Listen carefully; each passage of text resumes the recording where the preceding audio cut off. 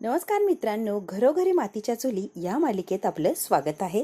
जी देसाई वकील असते ती शर्वरीच्या मागेच लागलेली असते की राहुलचं आणि तुमचं नातं काय, कोर्टाला जरा स्पष्ट असं सांगा. आता शर्वरी अडचणीत आलेली असते आणि सगळ्यांनाच टेन्शन येतं की शर्वरी काय नातं सांगणार. अगदी आश्चर्यचकित होऊन ऐकायला लागणार असतात, पण ही काही बोलतच नसते तर कोण काय ऐकणार. काही वकील म्हणतात हरकत नाही, मी सांगते की त्या नात्याबद्दल बोलायला कदाचित ऑकवर्ड वाटत असेल ना, तर मीच सांगून टाकते. जज साहेब, शर्वरी आणि राहुल यांचं अफेअर होतं, सगळ्यांच्या समोर वकिलांनी सांगून टाकलेलं असतं. आय एम सॉरी, पण मला हे सांगायला लागतंय बरं शर्वरी.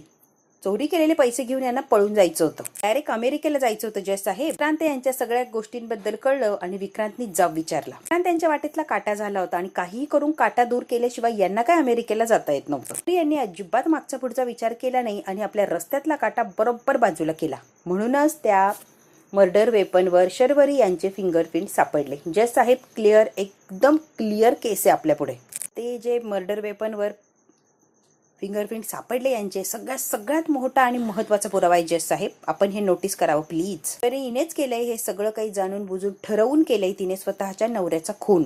नीच विक्रांतचा खून केला, स्वतःच्या नवऱ्याचा क्रूरपणे ठेचून खून केलाय शर्वरी यांनी. शर्वरी यांना कठोर शिक्षा देण्यात यावी एवढी विनंती आहे माझी. आता ऐश्वर्या, सुमित्रा झोपलेली असते, तिच्या बेडरूमचा दरवाजा लावते आणि बाप रे, जानकीने आईला समजवायला सांगितलंय, लक्ष ठेवायला लावलंय, पण फार रिस्की काम आहे हे. अवघड आहे त्यांना समजून सांग. ते कसं हँडल करणार आहे मला काही कळतच नाहीये. नको तितके प्रश्न पडतात, काय काय उत्तर द्यायला लागतात, काय काय गोष्टी सांगायला लागतात. खूप घाबरलेली असते की सुमित्रा इतके प्रश्न विचारते, कोणत्या प्रश्नांची उत्तर द्यावी आणि कशी द्यावी तिला कळतच नसतं. त्याला औषध घेऊन झोपल्यात एकदाच्या. काही खरं नव्हतं, मी अडकलेच असते बाबा. ऐश्वर्या टेन्शन मध्ये असते, तेवढ्यात काय समोरून उभी राहिलेली असते ती ओवी. कशी आहेस पिल्लू? ओवी म्हणते मी मस्त आहे, तू? ऐश्वर्या म्हणते मी सुद्धा मस्त आहे बाळा. हे कुठे आहे? आई जरा एक कामासाठी बाहेर गेली बाळा. समर कॅम्प कसं झाला, एन्जॉय केलं का? इतकी धमाल केली ना की बस. असं झालं मी आई बाबांना कधी सांगती. ऐश्वर्या आंटी, आजी कुठे आहे ग? तू नव्हती ना इथे, त्यामुळे त्यांना करमलंच नाही, त्या परत गेल्या बघ गावी. ते बरं झालं. हे लब्बाड, असं नाही बोलायचं, आजी आहे ना त्या. बरोबर आहे, तू कुठे आहे ग? ओवी आल्या सगळ्यांचीच नावं घेत असते आणि सगळ्यांचीच आठवण येत असते. ऐश्वर्याला प्रत्येकाचं उत्तर देता आता दमछाट झालेली असते. आधी सुमित्राने त्रास दिला आणि आता बाहेर ओवी. ऐश्वर्या म्हणते आल्या सगळ्या जणांना एकदम भेटणार आहेस का? जा जरा फ्रेश हो, जा कपडे वगैरे चेंज कर, जा बरं. काय खाणार आहेस गो ओवी? तुला जे येत असेल ना ते बनव. एक काम करतीस का तू? नूडल्स बनवते बाई, बनवते. तू जरा फ्रेश होऊन ये, तोपर्यंत मी खायला आणते तुला. ते म्हणते पोळी भाजीपेक्षा नूडल्स इझी आहे, बनवते मी. आता पळतच गेलेली असते फ्रेश होण्यासाठी. ऐश्वर्या आता नूडल्स बनवून देणार असते ओवीला. ऐश्वर्या म्हणते मी म्हटली तिला नूडल्स बनवते, पण बनवतात कसं? टाइम सगळा गोंधळ झाला होता. आता पण तेच होतं की काय, इन्स्टंट नूडल्स आहेत की तेच बनवूया आपण. ऐश्वर्या आता मॅगी बनवून दिलेली असते तिला आणि ओवीला आवाज देत असते. कसं ओवीला तिने नादी लावलेलं असतं. इकडे आता कोर्टामध्ये पण ती का उठलेली असते आणि म्हणते ऍडव्होकेट देसाई यांना डायरेक्ट जजमेंट पास करायची सवय आहे की काही थांबत नाहीये, शहानिशा करत नाहीये, डायरेक्ट उत्तर प्रश्न सगळं सोबतच चाललंय आणि निर्णय सुद्धा लगेच. देसाई जरा थांबा की, निर्णय देणं चांगलं आहे पण लगेच निर्णय देणं चुकीचं आहे ना, जरा शहानिशा करायला हवी ना. ते का आता टोमणे देऊन बोलत असते. देणं, कोर्टाचा निकाल लावणं एवढं सोपं असतं, ती एवढं मोठं कोर्ट भरवायची गरजच नसते. साहेब म्हणतात मिसेस शर्वरी तुमचं काय म्हणणं आहे? Guilty, not guilty? Not guilty. साहेब म्हणतात अवंतिका तुमच्या अशिलाची बाजू तुम्ही आता बिंदास मांडू शकताय. जे पुरावे असतील ते कोर्टासमोर तुम्ही सादर करू शकताय. अवंतिका म्हणते शर्वरी यांच्याकडे खून करण्याचा मोटिव्ह आहे हे मला मान्य आहे. राहुल आणि तिचं अफेअर आहे हे मला मान्य आहे आणि हे खरंच आहे, हे मी नाकारतच नाहीये. आणि खून केला हे खरं नाहीये ना, सगळंच खरं कसं असू शकतं ना. देसाई वकील बोलायला लागलेले असतात मर्डर वेपनवर शर्वरी यांचे हाताचे ठसे आहेत आणि तुम्ही म्हणताय की खून केला नाहीये. हे काय बोलणंय? त्यांचे ठसे नाहीये हे कसं प्रूव्ह करणार आहात? अवंतिकाला आता बोलता ठसका लागलेला असतो. देसाई वकील असतात, ती पटकन पाणी आणते आणि अवंतिकाला देते. अवंतिकाने तो पाण्याचा ग्लास रुमालाने पकडलेला असतो. देसाई वकील म्हटलेली असते की हे शर्वरी यांचे ठसे नाहीये हे कसं प्रूव्ह करू शकते. एका मिनिटात शर्वरीने प्रूव्ह करून दाखवलेलं असतं. पाण्याचा ग्लास तो देसाईने आणलेला असतो, देसाई वकीलने, त्याच्यावर देसाई वकिलाचे ठसे असतात आणि अवंतिकाने रुमालाने तो पकडलाय, त्यामुळे अवंतिकाचे ठसे त्या ग्लासवर नसतातच. जज साहेब, या ग्लासवर देसाई यांचे बोटाचे ठसे उमटलेत, बरोबर. पाण्यात जर विष मिसळलं आणि कुणाला तरी पाणी प्यायला दिलं तर याचा अर्थ असा होतो की ऍडव्होकेट देसाई यांनीच त्या व्यक्तीचा खून केला, बरोबर ना. देसाई म्हणतात असा काय आरोप करताय तुम्ही, हे असं काय बोलू शकताय तुम्ही? मी तुम्हाला जस्ट पाणी दिलंय, काय बोलताय तुम्ही? तुमच्या हाताचे ठसे आहेत ना या ग्लासवर, मग तुम्हीच विष पाजून मारलंय ना समोरच्याला. खून केला असंच होणार ना, कारण ठसे तर तुमचे आहेत. देसाई वकील आता काय म्हटला, शर्वरी यांच्या हाताचे ठसे मर्डर वेपनवर आहेत, म्हणजे शर्वरीनेच खून केला 100%, बरोबर ना, असाच अर्थ होतो. आता जे काही केलंय ना देसाई वकील, एवढं सांगायचं होतं मला की कोणीतरी माझ्या अशिराला अशाच पद्धतीने फसवलंय आणि अडकवलंय एवढ्या मोठ्या जाळ्यात. त्यांनाच कळालेलं असतं की शर्वरीचे ठसे आहेत, ठीक आहे, पण शर्वरीनेच खून केला हे प्रूफ होत नाही. तरी यात बरोबर यांना अडकवण्याचा प्रयत्न करतोय. देसाई वकील म्हणतात त्यांना यामध्ये अडकवण्याचा प्रयत्न करताय अवंतिका, असं तुम्हाला कशावरून वाटतं किंवा तुमच्याकडे काय रिझन आहे? कारण एखादी व्यक्ती जेव्हा गुन्हा करते ना, त्यात अडकू नये यासाठी पुरेपूर ती प्रयत्न करते, पुरेपूर ती काळजी घेत असते. आपण थोड्या वेळासाठी मान्य करू की शर्वरीने विक्रांतचा खून केला. खून करून झाल्यावर स्वतःच्या घरातच बागेमध्ये विक्रांतची बॉडी का पुरेल? बरोबर की नाही? कुठेतरी दूर नेऊन टाकली असती ना. तर तेवढंच नाही जज साहेब, मर्डरसाठी जे वेपन वापरलंय ते सुद्धा बाजूलाच टाकलंय. स्वतःचं खून केलं असता तर स्वतःवर आरोप येणार या भीतीने निदान बॉडी दुसरीकडे नेऊन टाकली असती, मर्डर वेपन दुसरीकडे नेऊन लपवलं असतं, सगळे पुरावे आहे तिथेच ठेवले नसते ना. यावरूनच सिद्ध होतं की शर्वरी यांनी खून केलेला नाहीये, त्यांना कोणीतरी या सगळ्यात अडकवतंय जाणून बुजून. लॉजिकली खूप क्लिअर आहे, शर्वरीला अडकवण्यात येतं या सगळ्यात. खूप छान असा पॉइंट मांडलेला असतो अवंतिकाने. आता देसाई वकील म्हणतात लॉजिकली अवंतिका जे म्हणताय ते अगदी करेक्ट आहे. शर्वरीला कदाचित असं वाटलं असेल की हाताचे ठसे वगैरे यावरून जास्त कोर्टामध्ये आर्ग्युमेंट होऊ शकते, यासाठी मुद्दाम तिथे वेपन ठेवलं असेल, याच्यातून सही सलामत सुटावं यासाठी, असं सुद्धा होऊ शकतंय ना. कारण शर्वरी ह्या खूप हुशार आहेत हे आपल्याला कळतच आहे. सगळ्याचा विचार केलेला असू शकतो ना, कारण जो खून करतो तो पुढच्या गोष्टींचाही विचार करतो. जज साहेब, शर्वरीने हे सगळं प्लॅन करून मुद्दाम तिथेच वेपन सोडलं असेल तर? साहेब म्हणतात तुम्ही दोघी सुद्धा जे आर्ग्युमेंट करताय, शक्यता सांगताय, ती फक्त शक्यता आहे. तुमच्याकडे प्रूफ, ठोस पुरावा असा काहीच नाहीये. पुढच्या तारखेपर्यंत तुम्ही ठोस पुरावा असा सादर करावा, तरच तुमच्या बोलण्यावर काहीतरी कोर्ट निर्णय घेऊ शकतोय. कोर्टाने यांना सबळ काहीतरी पुरावा आणा असं सांगितलेलं असतं. आता कोर्ट झाल्यावर हे सगळे बाहेर असतात तेव्हा सौमित्र म्हणतो अवंतिका काय झालं ग, टेन्शन आलं का? तुला म्हटलं होतं मी आधीच, ही ओपन अँड शट केस घेऊ नको, अडचणीत जाऊ नको. तुझ्या करिअरसाठी सुद्धा ही धोक्यादायक केस होऊ शकते. तू जर ही केस हरली तर तुझं करिअर बर्बाद होणार, यात काही शंकाच नाही अवंतिका. पण नाही, तुला ऐकायचं नव्हतं, रिस्क घ्यायची होती, हो की नाही? लगेच आता जानकी म्हणते हे बघा असं काहीच होणार नाहीये, प्लीज भाऊजी असं काही बोलायला जाऊ नका. अवंतिका म्हणते ऐक ना तू सौमित्र, तुला नाही केस जिंकायची, नाही तुला केस लढायची, नको लढू, तुला जबरदस्ती नाहीये, मी लढतीये ना माझ्या पद्धतीने, तू सपोर्ट करू शकत नाहीये तर प्लीज तू मला खच्चीकरण सुद्धा करू नकोस की. मी तुला फक्त अलर्ट करतोय अवंतिका, तू चुकीच्या ट्रॅकवर चाललीये, तू अजिबात ऐकायला तयारच नाही. वाटत असेल की मी तुला काहीतरी वेगळ्याच मार्गाला नेतोय तर काहीच बोलणार नाही मी, तुला करायचंय ते करतो. तर सारंग आपण निघूया म्हणून सौमित्र आणि सारंग आता चाललेले असतात. सौमित्र असं का वागतोय? जानकी म्हणते तू अजिबात टेन्शन घेऊ नको, कशी जिंकता येईल ना याकडे लक्ष दे, कुणाकडे काहीच लक्ष देऊ नको. जिंकायची आणि कृतीतनं उत्तर द्यायची, अजिबात कोणाच्याही बोलण्याकडे लक्ष द्यायची नाही, कळतंय का तुला? होप्स तर अजिबात सोडायची नाही, मी आहे ना तुझ्या सोबत. शर्वरी माणसांना यातनं कसं बाहेर काढता येईल, कसं त्या निर्दोष हे सांगता येईल, यासाठी पुरेपूर आपण प्रयत्न करू आणि शेवटपर्यंत आपण लढत राहू. अवंतिका, असं कोणी काही तुला काही बोललं म्हणून लगेच नाराज व्हायचं किंवा सगळं सोडून द्यायचं असं करायचं नाहीये. केस आता हातात घेतली आहे ना, शर्वरी वंशला निर्दोष सोडूनच शांत बसायचं. आपल्याला माहिती आहे ना त्यांनी काही केलेलं नाहीये, मग आपण हे सगळ्यांना दाखवून द्यायचे की शर्वरी वंशला कोणीतरी अडकवतंय मुद्दामून या सगळ्यात, आणि आपण त्यांना बाहेर काढणार आहोत अगदी निर्दोष. त्यांनी त्यांच्या नवऱ्याचा खून केला नाहीये हे आपल्याला आता दाखवून द्यायचंय. बरोबर बोलताय बहिणी, मी असं कुणाच्या बोलण्यावरून जर माघार घेतली तर खरंच अवघड होऊन बसणार ना. कुणाच्याच बोलण्याचा विचार नाही करायला पाहिजे मी. तुम्ही म्हणताय अगदी तसं आणि तसंच केलं पाहिजे. मी फक्त केसकडे फोकस करते आणि शर्वरीला कसं बाहेर काढता येईल यासाठी प्रयत्न करते. मी आता कुणी काही बोललं तरी लक्ष देणार नाहीये बहिणी. मी आहे तुझ्या बरोबर अवंतिका, तू फक्त लढ, तुला साथ द्यायला मी आहे. आणि मला असं वाटतंय की सगळं काही राहुलनेच केलंय. कारण राहुल काय आहे आपल्याला माहितीच की, राहुलला पैसे घेऊन शर्वरीला अडकवून एकट्याला पळून जायचं असेल, एक तर विक्रांत सुद्धा जाणार असतो आणि शर्वरीला सुद्धा जेलमध्ये पाठवायचं आणि सगळं पैसा सोनं घेऊन राहुल एकटाच फरार होणार असेल, असं काहीतरी त्याचा प्लॅन असेल. पण झालं मात्र वेगळंच. इतका स्मार्ट आहे ना की तो काहीही करू शकतोय. त्यांनी चोरी सुद्धा शर्वरी वंशनलाच करायला लावली होती आणि स्वतः मात्र मागे राहिला होता.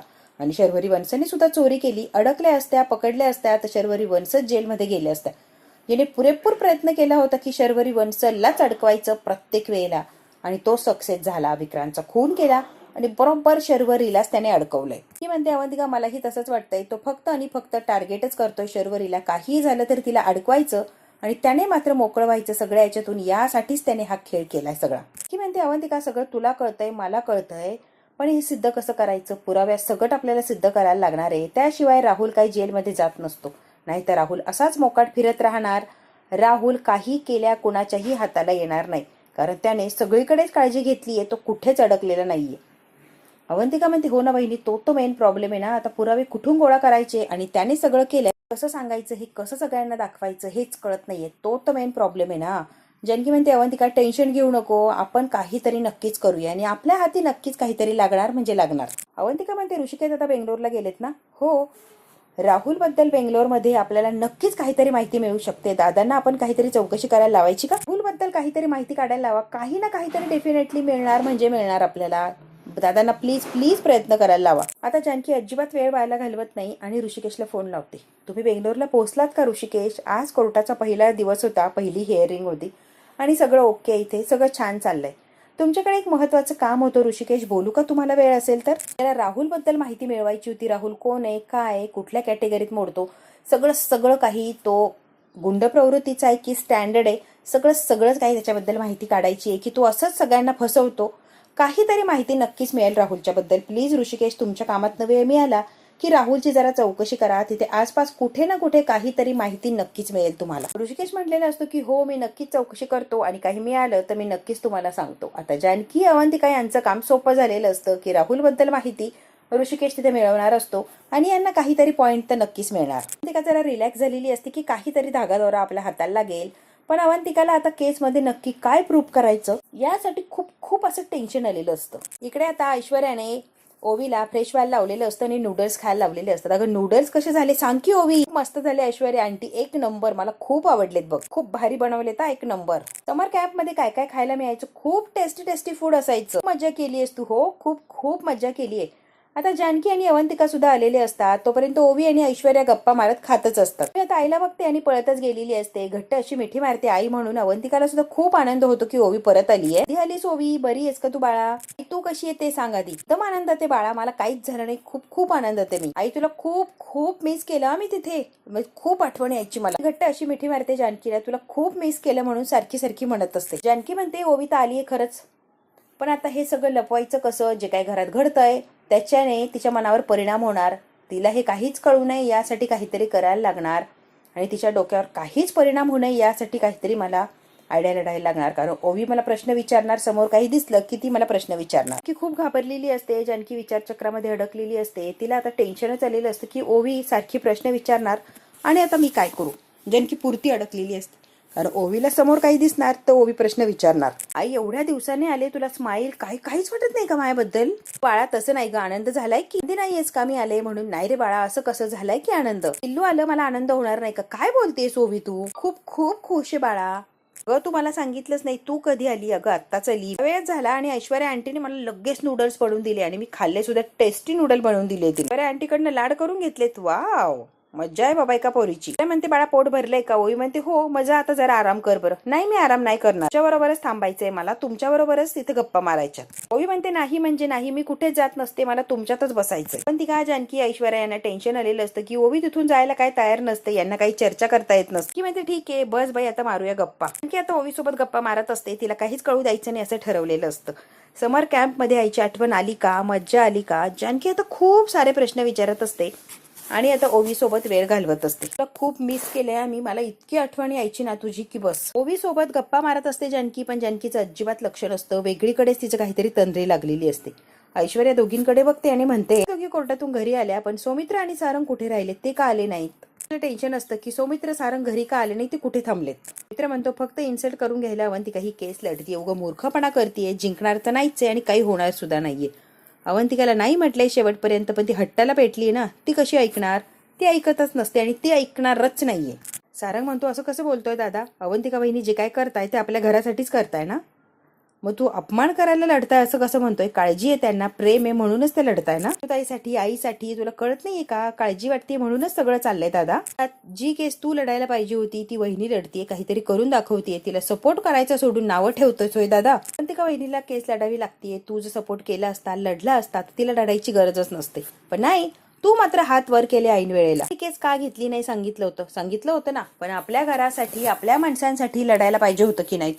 तू डायरेक्ट नाही कसं म्हणाला? तू चूक केली असं वाटत नाहीये का तुला? अवंतिका वहिनी प्रेग्नंट असून सुद्धा स्वतःची पर्वा न करता आपल्या घरासाठी, आपल्या घरातल्या माणसांसाठी केस लढताय, ही खूप अभिमानाची गोष्ट नाहीये? काय वागतोय असं रुडली?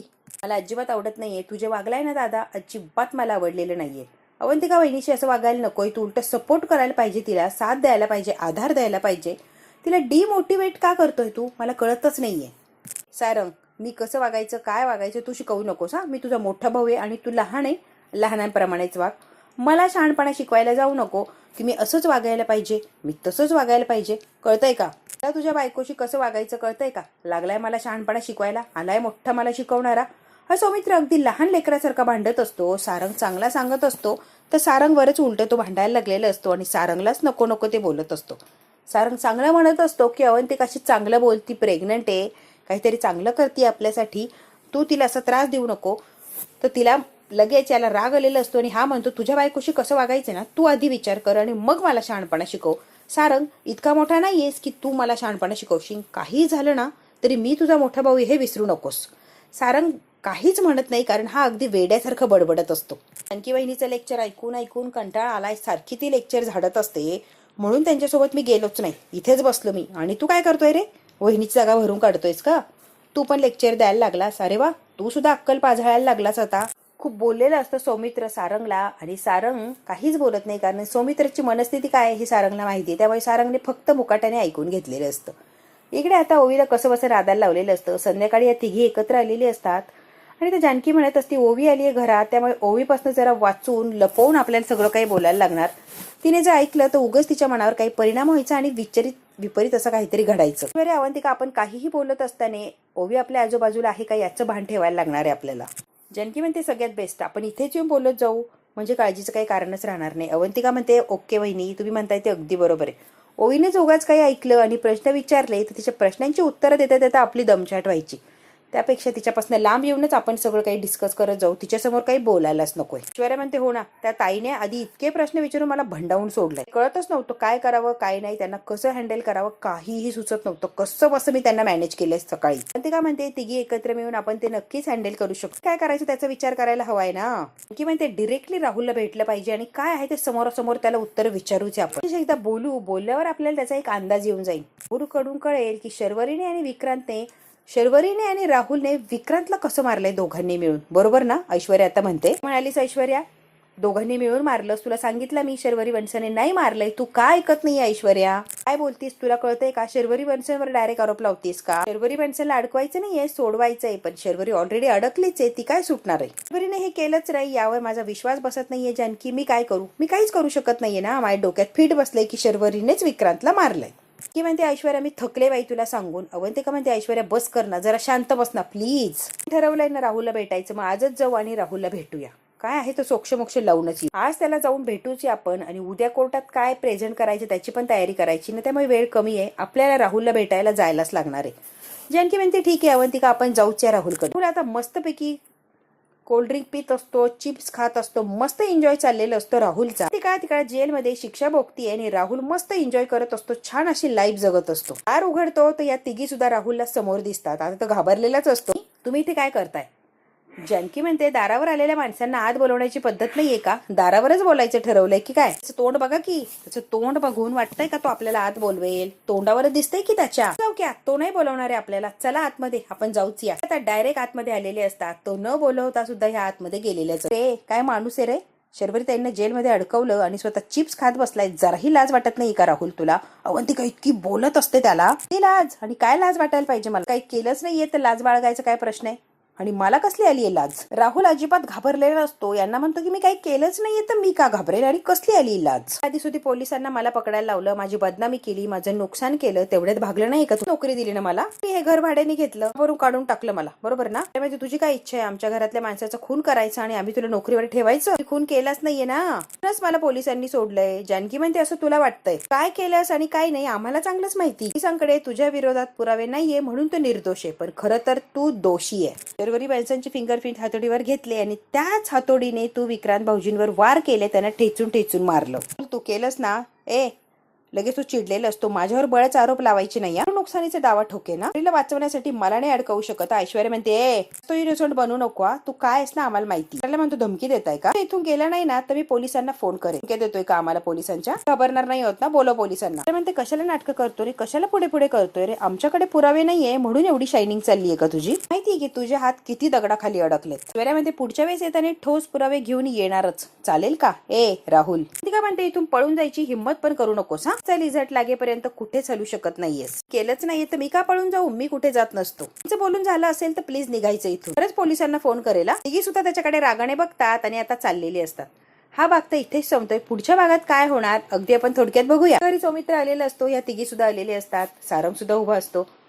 भाऊजी मला माहिती अवंतिका तुमच्या मनाविरुद्ध केस लढतीये हे तुम्हाला आवडलेलं नाहीये. एकदा तरी विचार करा ना भाऊजी. अवंतिका हे का करतीये. तिचा या सगळ्यात काय स्वार्थ आहे. ती का करतीये सगळं. म्हणून तिच्या पाठीशी उभे राहा. वकील म्हणून तिला मदत करा. सपोर्ट करा. खात्री तुम्ही दिलेला सजेशनचे ती नक्कीच विचार करेल आणि त्यातून काहीतरी फायदा हा नक्कीच होणार. तेच ना म्हणून एक ऑब्झर्वेशन सांगतोय मी. ऐक आता जानकी वहिनी. असं वाटतंय आपल्या घरात कोणी घर भेदी आहे. सगळी पर्सनल इन्फॉर्मेशन ऍडव्होकेट देसाई पर्यंत पोहोचवतोय. कारण त्यांना खूप पर्सनली आणि छोट्या छोट्या गोष्टींची माहिती होती. तर आता जे काही बोललेलं असतो त्याने सगळ्यांनाच धक्का बसलेला असतो की असं कोण असेल घरातलं की ते घरातल्या गोष्टी जाऊन ऍडव्होकेट देसाईंना सांगितलंय. कारण ऍडव्होकेट देसाईंनी सकाळी जे बोलला ते सगळ्यात छोटे छोटे आणि पर्सनल गोष्टी होत्या की त्या घरातल्या घरातच माहिती होत्या. बाकी त्या माहितीच नव्हत्या. मग त्या देसाईंना कशा कळाल्या. सौमित्र सुद्धा जे बोललाय ते खरंच असतं. आता इतक्या छोट्या छोट्या गोष्टी कोणी आणि कशा सांगितल्या देसाईंना हे शोधून काढण्यासाठी जानकी कामाला लागणार असते. बघू आता जानकीला कळणार का घरातलं कोण आहे की जे बाहेर जाऊन सांगतंय. हे जर बघायचं असेल मित्रांनो तर बघायला लागणार आपल्याला पुढचा भाग. हा भाग इथेच संपतो. व्हिडिओ आवडल्यास लाईक शेअर सबस्क्राईब नक्की करा. धन्यवाद मित्रांनो.